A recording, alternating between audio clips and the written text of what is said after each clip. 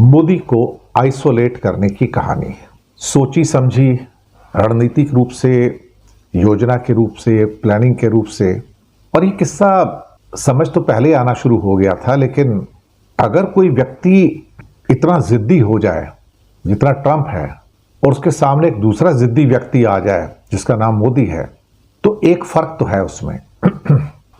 और फर्क ये है कि मोदी हिंदुस्तान को अपनी जिद से चलाता है। समझ लीजिए, मोदी पूरे भारत को, हिंदुस्तान को अपनी जिद से चलाता है कि जैसा मैं चाहूंगा वैसे चलाऊंगा, और कामयाब हुआ। ट्रंप सारी दुनिया को अपनी जिद से चलाता है और कहता है कि जैसे मैं चाहूंगा दुनिया वैसे चलेगी। अब उसमें पुतिन साहब और जिनपिंग साहब थोड़े से बाहर हो जाते हैं इस कंसिडरेशन सर्कल से, जहां पर ट्रंप को लगता है कि ये थोड़े से अलग किस्म के, इनको अलग ट्रीट करो। लेकिन फिर उन्हें एहसास होता है कि इंडिया भी तो इमर्जिंग पावर है। लेकिन यहां उनको लगता है कि इंडिया को आइसोलेट किया जा सकता है, क्योंकि मोदी इतने मजबूत है नहीं जितने दिखाई देते हैं। हो सकता है ट्रंप के पास कुछ ऐसे सीक्रेट हों मोदी के, जिसके कारण मोदी डरे हुए हैं। हिंदुस्तान में तो अपनी 56 इंच छाती सबको दिखाते हैं, उल्टी सीधी कई बार लैंग्वेज भी बात करते रहते हैं, जो कि असभ्यता की निशानी है। और यहां पर तो दादागिरी पूरी चलती है, चाहे जुडिशरी के ऊपर हो या ब्यूरोक्रेसी पे हो, मीडिया के ऊपर हो। यहां तो इंडिया में तो पूरी दादागिरी है। लेकिन जैसे ही दादागिरी, अमेरिकन दादागिरी के सामने आती है, तो वहां पर इस दादागिरी के पैर कांपने शुरू होते हैं कि इसका क्या किया जाए। और यहां पर वो बचने की कोशिश करते हैं। कभी एक समिट में नहीं जाएंगे, कभी दूसरे में नहीं जाएंगे, कभी तीसरे में नहीं जाएंगे। कहीं ऐसा ना हो जाए कि मेरा ट्रंप से सामना हो जाए और वो मेरे पुर्जे ढीले कर दे। लेकिन एक टारगेट तो है ट्रंप का कि मोदी को आइसोलेट करना है, और मोदी अपने आप को ग्लोबल साउथ का लीडरशिप कहकर इमर्ज होने की बात करता है। मोदी अपने आप को एशिया के अंदर एक महाशक्ति होने की बात करता है, और साउथ एशिया के अंदर अपने आप को बड़ा कहने की बात करता है। और जब भी कोई व्यक्ति ट्रंप के सामने अपने आप को बड़ा कहने की कोशिश करता है, तो फिर ट्रंप पूरी तरह से अपनी दादागिरी और तानाशाही पर उतर आता है कि मैं अब तुमको बता दूंगा कि मैं क्या कर सकता हूं। अभी कनाडा में एक प्रॉब्लम हुई, जहां पर एक एडवर्टाइजमेंट के ऊपर एक्स्ट्रा टैरिफ लगा दिया गया, लेकिन अब कनाडा ने माफी मांगी है उसके लिए। कनाडा ने माफी मांगी है, यानी कि कोई ऐसा व्यक्ति है ही नहीं जिसको ये घुटने पे लाकर नहीं छोड़ रहा है। पहले कहा जा रहा था कि जापान के अंदर जो $550 बिलियन का अमेरिकन इन्वेस्टमेंट है, वो शायद तकलीफ में आ सकता है। तकलीफ में क्यों आ सकता है? क्योंकि वहां पर क्या कहते हैं कि नई प्राइम मिनिस्टर आएंगी और वो शायद ट्रंप के साथ ना चल सके। लेकिन जैसे ही नई प्राइम मिनिस्टर आती हैं, ट्रंप साहब उसको भी आईने में उतार लेते हैं, और अल्टीमेटली साने ताकाइची उन्हीं कदमों पर चलना शुरू हो जाती हैं जिन कदमों पर पहले उनके प्रेडिसेसर इशिबा ने जो वादे किए थे कि हम भी वही करेंगे। ये ट्रंप पावर है।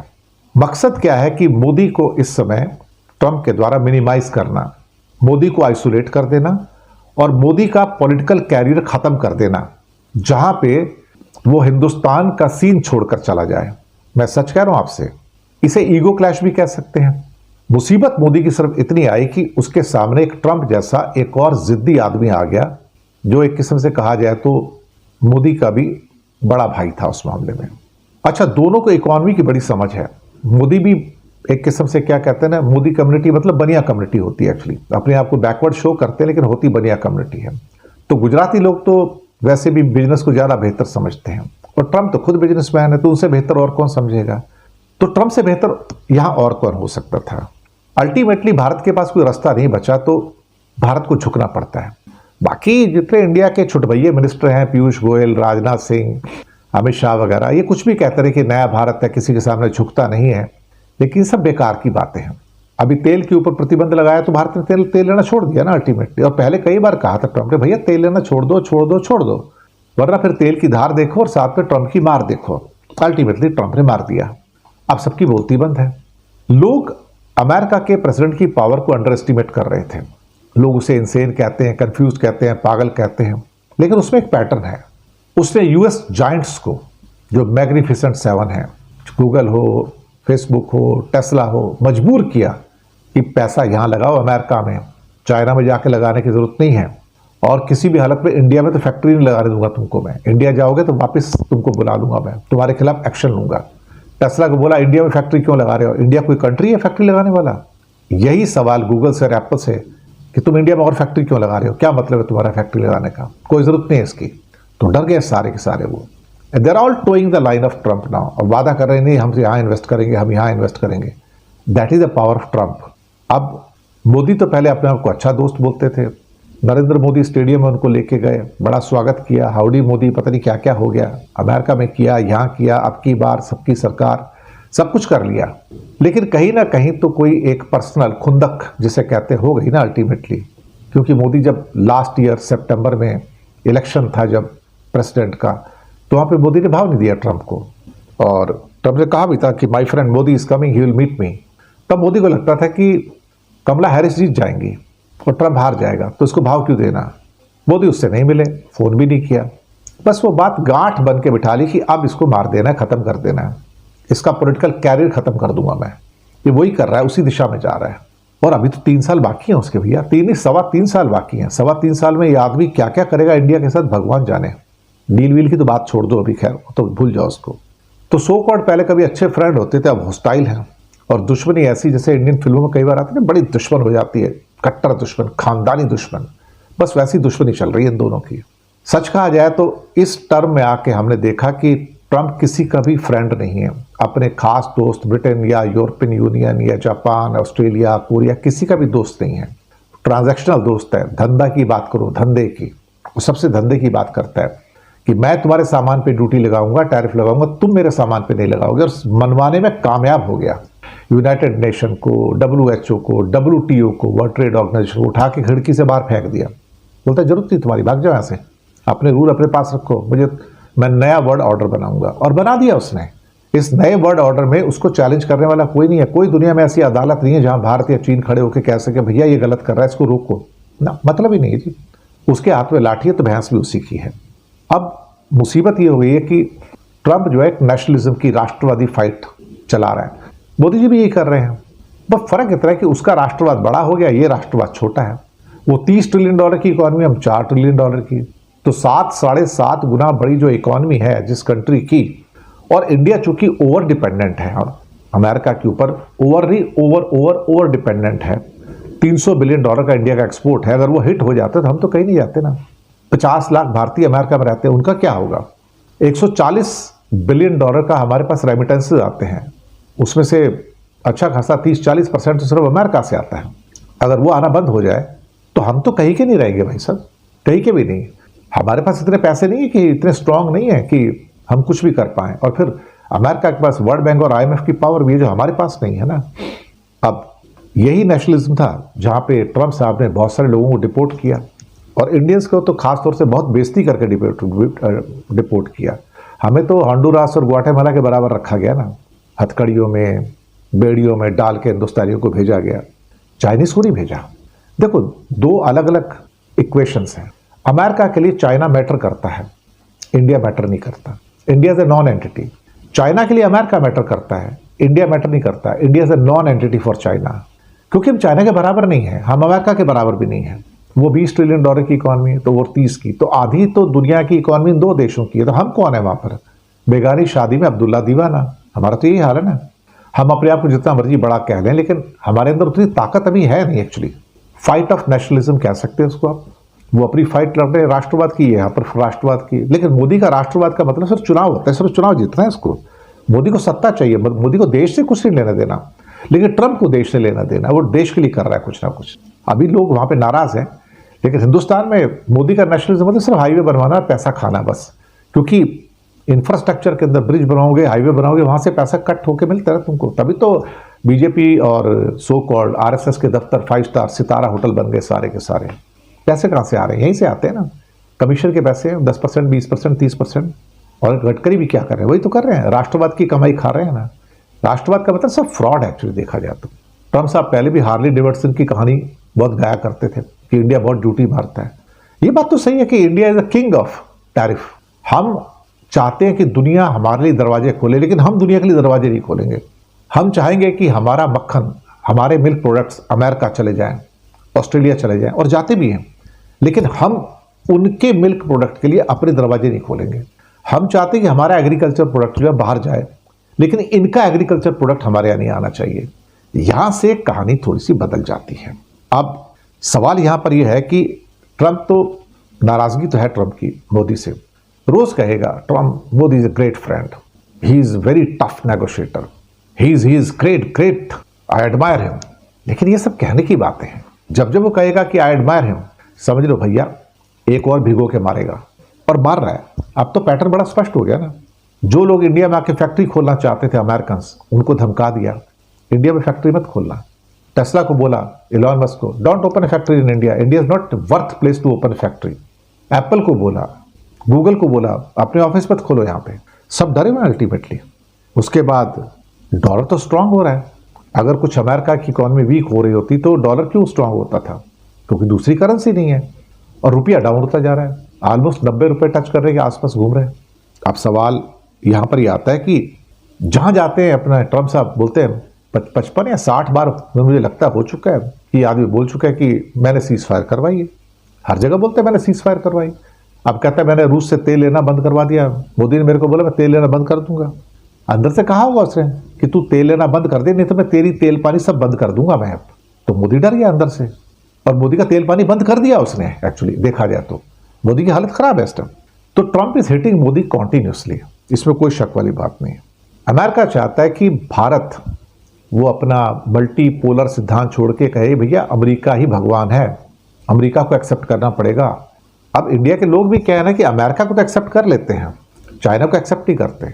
अमेरिका ने चाइना को एक्सेप्ट कर लिया कि भैया अब इसको रोकना मुश्किल है, इसके बारे में बात मत करो। चाहे ताइवान का मुद्दा हो, रूस से तेल लेने का मुद्दा हो, ईरान से तेल लेने का मुद्दा हो, तो चाइना पे जोर मत डालो, क्योंकि चाइना मैटर्स। चाइना के पास वो टेक्नोलॉजी है, वो चीज़ें हैं जो अमेरिका को देता है, तो अमेरिका को उसके बिना काम चलता नहीं।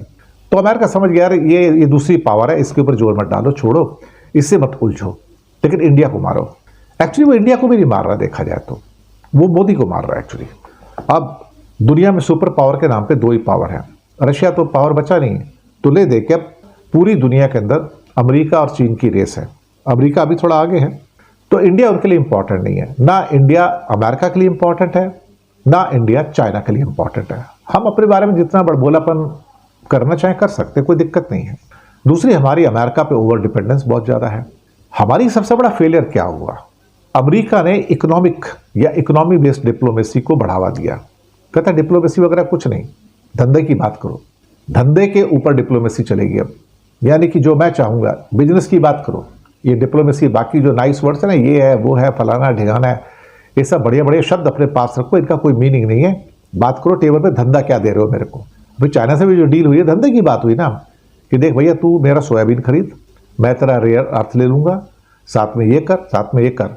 ट्रांजैक्शनल डील है ये, इसमें कोई डिप्लोमेसी नहीं है। पर यहाँ पर हमने एक चीज़ को पाया कि Chinese diplomacy is far far better than Indian. China के जो इन्फ्लुएंसेस हैं अमेरिका के अंदर, जो उनके थिंक टैंक के अंदर हैं, जो वहाँ पर लॉबीज हैं, वो बहुत ज़बरदस्त हैं। इवन पाकिस्तान कई मिलियन डॉलर हर महीने खर्च कर देता है भाई लॉबीज के ऊपर। हम पैसा निकालने को तैयार नहीं। अभी पीछे लगा इंडिया ने कोई 1-2 फर्में की हैं और बोला उसके अंदर हम कुछ लाख डॉलर देंगे, मिलियन भी नहीं देंगे। इतना बड़ा देश, $4 ट्रिलियन की इकॉनमी, और हम महीने में $1 मिलियन भी खर्च करने को तैयार नहीं है, हम पैसा देने को तैयार नहीं है। तो हमारी लॉबिंग बहुत वीक है। पाकिस्तान की तो बल्ले बल्ले है, पाकिस्तान की लॉबी बहुत स्ट्रॉन्ग है इस टाइम अमेरिका में। चाइना की तो खैर बात ही मत करो साहब, चाइना कितना पैसा अमेरिका में लगा रहा है कोई हिसाब ही नहीं है। हिंदुस्तान के स्टूडेंट के ऊपर सारा का सारा नक्शा कस दिया। चाइना के स्टूडेंट्स के बारे में बात नहीं करता। वो कहता है कि चाइना के स्टूडेंट तो और आने चाहिए, हम चाहेंगे कि यहाँ पर 3 से 6 लाख स्टूडेंट यहाँ पर आए और पढ़े। तो चाइना के स्टूडेंट को टच नहीं करता अमेरिका, ट्रंप भी टच नहीं करता। ये डिप्लोमेटिक विक्ट्री है चाइना की। और उसके मुकाबले हम कहाँ पे हैं? हमारी तो डिप्लोमेसी खत्म हो गई। मोदी ने सबसे पहले काम ये किया था कि जो हमारी स्ट्रॉन्ग नेहरू काल की डिप्लोमेसी उसको खत्म करो, खत्म कर दिया और सोचा कि मैं मैन टू मैन करूंगा। लेकिन सवाल ये पैदा होता है कि मोदी जी सबसे गले मिलते रहे, लेकिन नीचे के लेवल पे जो आपको कनेक्शन रखना था व्हाइट हाउस के अंदर, वो तो मिसिंग था पूरा का पूरा। नीचे जितने भी लोग थे वो सारे के सारे इंडिया से खफाते, क्योंकि इंडिया बात नहीं करता है। इंडिया के एम्बेसडर जो अमेरिका में अभी रिसेंटली 10-11 साल में, सारे नकारे एकदम से, कुछ काम ही नहीं करते, उनका कोई कनेक्शन नहीं है वहाँ पे, कोई जोर ही नहीं है। ऊपर से ऑर्डर आता है, फॉलो कर लेते हैं, बात खत्म हो गई। उनका कोई से ही नहीं है वहाँ पर। इंडिया की जब टीमें वहाँ पे गई थी खासतौर से ऑपरेशन सिंदूर के बाद, तो वहाँ पे हालात ऐसे हो गए कि एक सेनेटर एक कांग्रेसमैन, एक एमपी मिलने को तैयार नहीं इंडियन डेलीगेशन से। ऐसे हालात हो गए और खाली हाथ वापस आए फिर ये। अब आप देखिए कि हमारी डिप्लोमेसी कितनी कमजोर है, हमारी लॉबिंग कितनी कमजोर है। जबकि पाकिस्तान के लोग गए तो कई एमपी सुनने को आ रहे हैं उसको। ये लॉबिंग की बात होती है साहब। हम एक स्केर्ड डिप्लोमेट के तौर पर हम अमेरिका के सामने पेश आ रहे हैं।